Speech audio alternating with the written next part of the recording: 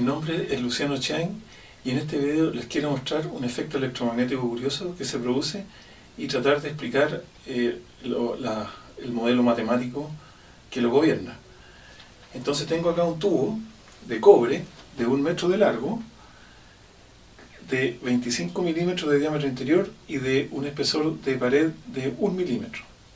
Entonces en este tubo de cobre voy a dejar caer primero un objeto, una pila, lo voy a dejar caer introduciéndolo en la parte superior y voy a dejarlo caer.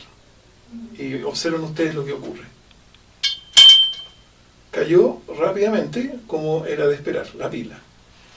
Ahora voy a probar con un perno metálico y lo voy a dejar caer al interior y también voy a observar qué es lo que ocurre y lo dejo caer y cae rápidamente también como era de esperar.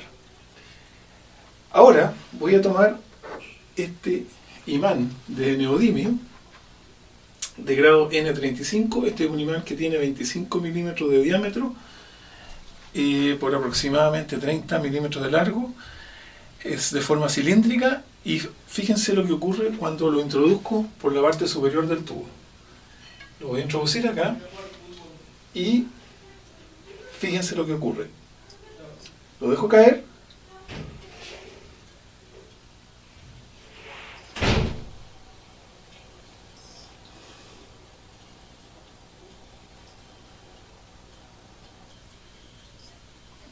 viene bajando y recién ahora cayó.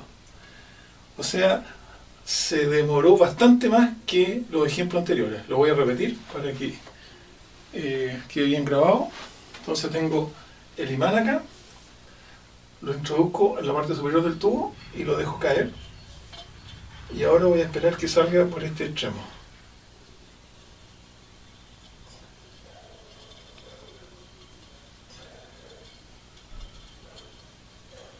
Fíjense que viene lentamente y ahora recién acaba de salir. Entonces a continuación voy a explicar por qué se produce esto, ¿ya? Desde el punto de vista de las leyes físicas que gobiernan lo que acaban ustedes de observar. Ok, ahora intentaré explicarles el principio que gobierna la caída del imán por el interior de un tubo de cobre, tal como se mostró en la parte anterior del video. El principio de operación lo explicaremos en base a la ley de Lorentz, que indica que, en términos generales, que si tengo una carga eléctrica que se mueve en el espacio con una velocidad v y cruza un campo magnético de magnitud densidad de campo B y campo eléctrico E, entonces esta partícula experimenta una fuerza que es igual a lo que dice esta expresión, que es igual al valor de la carga eléctrica multiplicado por el campo eléctrico más el producto cruz de la velocidad de la carga eléctrica cruz la densidad de campo magnético. ¿Ok?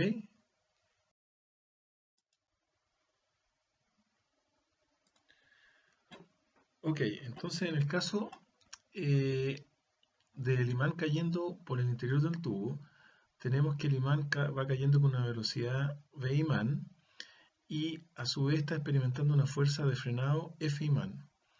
Y esto ocurre porque el imán al ir cayendo genera un flujo magnético de esta manera,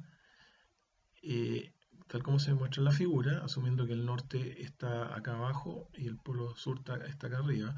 Entonces va interactuando con estas fuerzas, con estas cargas eléctricas que están al interior del tubo. Entonces, si uno hace el producto cruz de la velocidad relativa del campo magnético, cruz el campo magnético por la carga, entonces nos damos cuenta que surge una fuerza F1 menos acá, que tiene esta dirección tangencial, y una fuerza F1 menos que va tangencial hacia adentro. Entonces esto genera una fuerza que empuja a los a los electrones y los tiende a hacer girar en este sentido. Entonces, al comenzar a girar los electrones en este sentido, entonces se genera, por interacción de ese movimiento con el campo magnético B, se genera una fuerza F2 sobre las cargas eléctricas. Y esta fuerza F2 sobre las cargas eléctricas, por el principio de acción y reacción, se transforman en la fuerza del imán que se opone a la caída del imán. Entonces, desde el punto de vista del diagrama del cuerpo libre, tenemos el imán cayendo con una velocidad V imán impulsado por la fuerza de gravedad y frenado por la fuerza del imán. Entonces, la fuerza del imán es el resultado de las fuerzas que se generan, F2 en este caso, que se generan sobre las cargas eléctricas en el caso del polo sur y F2 más en el caso del polo norte. Ahora, el imán está sometido a la segunda ley de Newton, que dice que la masa del imán por la aceleración del imán es igual a la fuerza del peso más la fuerza del imán. Entonces, si tomo una carga eléctrica, entonces en el caso del polo norte, como vimos anteriormente, tengo una carga eléctrica que hay una velocidad relativa, que es la velocidad del imán, porque esa es la velocidad con la cual se están desplazando las líneas de campo magnético. Entonces, esa velocidad relativa, al interactuar con el campo magnético, genera esta fuerza F1. Esta fuerza F1 más hace que la carga eléctrica se mueva con una velocidad V1 en la misma dirección. Al moverse la carga eléctrica con la velocidad V1 e interactuar con el mismo campo magnético que está siendo generado por el imán, genera la fuerza F2. Y esta fuerza F2 es la que por principio de acción y reacción es la que experimenta y frena al imán. Lo mismo ocurre en el polo sur. En el polo sur la velocidad relativa tiene esta dirección, el campo magnético es radial hacia adentro ahora, y por lo tanto se genera una fuerza tangencial F1 en esta dirección, lo que impulsa a las cargas eléctricas a moverse con esta velocidad. Al moverse con esta velocidad, la carga eléctrica e interactuar con el mismo campo magnético genera la fuerza F2, y esta fuerza F2 entonces que se opone a la dirección del movimiento. Y nótese que tienen la misma dirección ambas. Y por eso es que el efecto neto es que frena al imán. Entonces en los polos aparece acá que todas las cargas eléctricas al final están experimentando el efecto del campo eléctrico, y por el movimiento vertical primero se genera la velocidad V1, y al generarse la velocidad V1 entonces se genera la fuerza F2 que tiene la dirección en el sentido longitudinal del tubo. Lo mismo ocurre para el polo norte. Okay, entonces si analizamos el polo norte, aquí aplicamos sucesivamente la ley de Lorentz y llegamos aquí, la fuerza F1 tiene esta magnitud, la fuerza F2, la fuerza F1 en el caso del polo norte es tangencial y la fuerza F2 es vertical. Entonces, por sucesivas aplicaciones, llegamos a que la fuerza que se opone a la caída del imán está dada por esta expresión, la corriente I1 por el perímetro que recorre la corriente por el campo magnético en la dirección vertical. Ahora, ¿cuánto vale I1? I1 se puede estimar debido a que por la velocidad V1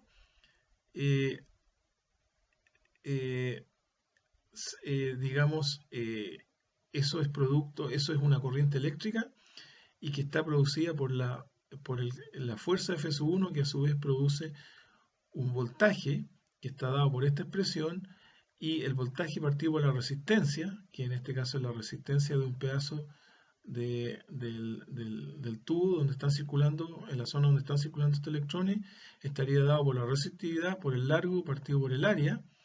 Por lo tanto, al reemplazar estos valores acá, es decir, aplicando la ley de Ohm, se da que el valor de la corriente I1 más es V imán por densidad de campo magnético por H, que es la altura, digamos, donde el campo magnético es relevante, por E, que es el espesor del tubo, y ρ, Cu es la resistividad del cobre.